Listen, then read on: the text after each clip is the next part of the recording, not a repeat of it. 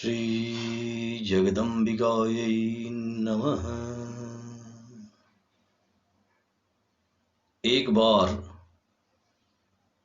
भगवान वेद व्यास ने अपने पुत्र सुखदेव जी को गृहस्थ आश्रम ग्रहण करने का परामर्श दिया, तो ज्ञान मार्ग के उपासक श्री सुखदेव जी ने प्रवृत्ति मार्ग को स्वीकार नहीं किया। तब व्यास जी ने मोक्ष मार्गाभिलाषी अपने पुत्र से कहा, हे महाभाग, तुम मेरे द्वारा रचित श्रीमद् देवी भागवत पुराण को पढ़ो।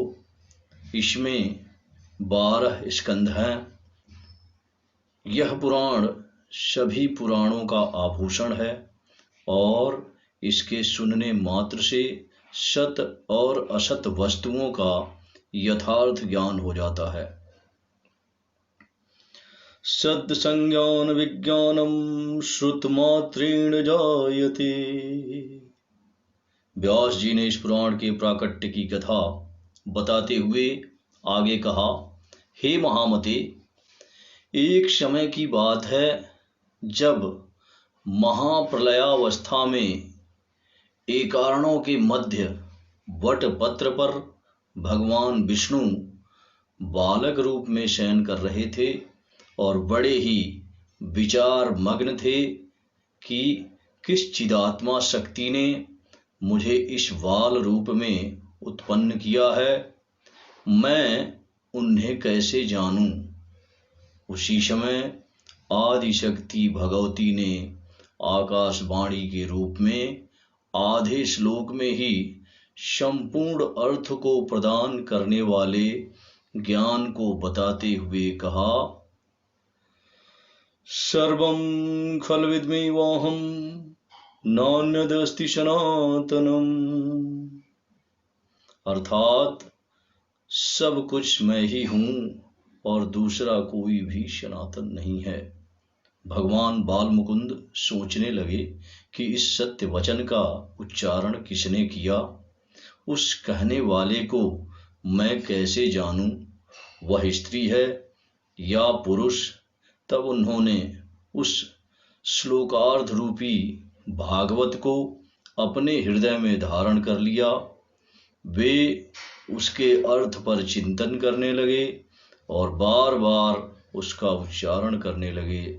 बाल मुकुंद को चिंतातुर देखकर उसी समय भगवती पराशक्ति शंख चक्र धारण किए चतुर्भुजा महादेवी के रूप में अपनी सखियों वहां प्रकट हो गईं।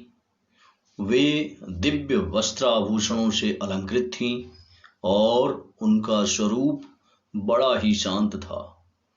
वे मंद मंद मुस्कुरा रही थीं। उनका दर्शन कर भगवान विष्णु बड़े ही विस्मय में पड़ गए और उन्होंने पूछा, हे देवी, कुछ समय पूर्व मैंने जो आधा श्लोक सुना, वह परम रहस्यमय वचन किसने कहा था, मुझे बताने की कृपा करें। इस पर देवी ने कहा, मैं सगुण रूपा चतुर्भुजा भगवती हूँ। सब गुणों का आलय होते हुए मैं निर्गुणा भी हूँ। वह आधा श्लोक निर्गुणा पराशक्ति ने ही कहा था। आप इसे सब वेदों का तत्व स्वरूप कल्याणकारी और पुण्यप्रद श्रीमद्देवी भागवत समझिए। पुण्यम भागवतम विद्धि वेद सारम शुभावहम। आप इसे सदा अपने चित्त में रखिए और कभी विस्मृत न कीजिए। यह सब शास्त्रों का सार है तथा भगवती महाविद्या के द्वारा प्रकाशित किया गया है। तीनों लोकों में इससे बढ़कर अन्य कुछ भी ज्ञातव्य नहीं है। ऐसा कहकर देवी अंतर्धान हो गईं और भगवान विष्णु ने वह श्लोकार्ध देवी भागवत रूपी मंत्र अपने हृदय देश में सदा के लिए धारण कर लिया।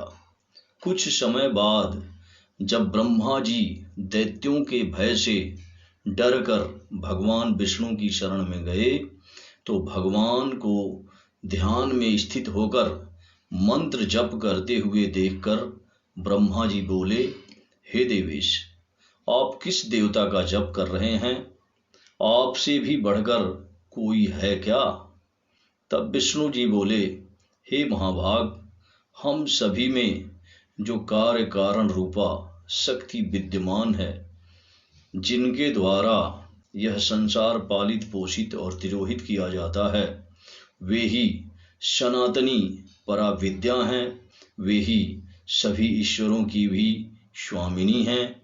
उन भगवती ने आधे श्लोक में जो कहा वह वास्तविक श्रीमद् देवी भागवत है। प्रत्येक द्वापर युग में उसी का विस्तार होगा। श्लोकार्धेन तथा प्रोक्तं तदैव भागवतं किल विस्तरो भविता तस्य द्वापरादौ युगे तथा। इतना कहने के अनंतर व्यास जी ने सुखदेव जी से फिर कहा, हे महाभाग, तब ब्रह्मा जी ने उस भागवत का संग्रह किया और उन्होंने इसे अपने पुत्र नारद जी को सुनाया।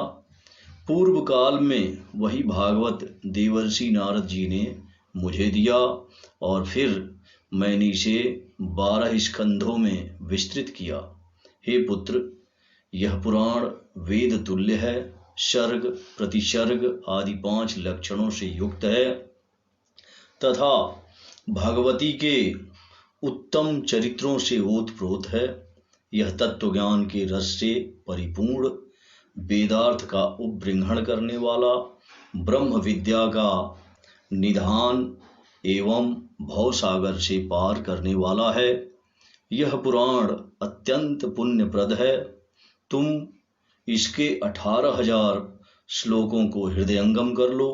यह पुराण पाठ तथा श्रवण करने वालों के लिए अज्ञान का नाश करने वाला, दिव्य ज्ञान रूपी सूर्य का बोध कराने वाला, सुखप्रद, शांतिदायक, धन्य, दीर्घ आयु प्रदान करने वाला, कल्याणकारी तथा पुत्र पौत्र की वृद्धि करने वाला है। गृहाण तम महाभाग योग्यो अस्मि मतिमत्सरः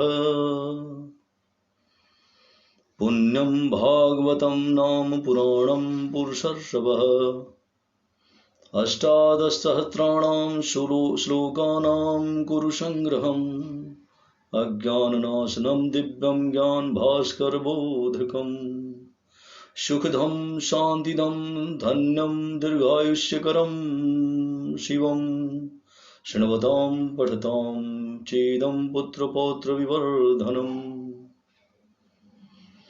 इस प्रकार वेद व्यास जी के द्वारा प्रेरित किए जाने पर व्यास जी के शिष्य सूत जी ने तथा श्री सुखदेव जी ने श्लोकार्ध से विस्तृत हुए श्रीमद् देवी भागवत पुराण का अध्ययन किया। भगवती की कृपा से भगवान बाल मुकुंद को जो आधे श्लोक में देवी भागवत प्राप्त हुआ, उसे ब्रह्मा जी ने ग्रहण किया और फिर उसी को व्यास जी ने 12 स्कंधों में विस्तृत किया। वही देवी भागवत हम सबको प्राप्त हुआ।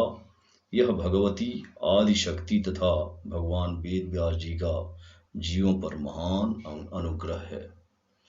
श्री जगदम्बिकायै नमः। जय माता की।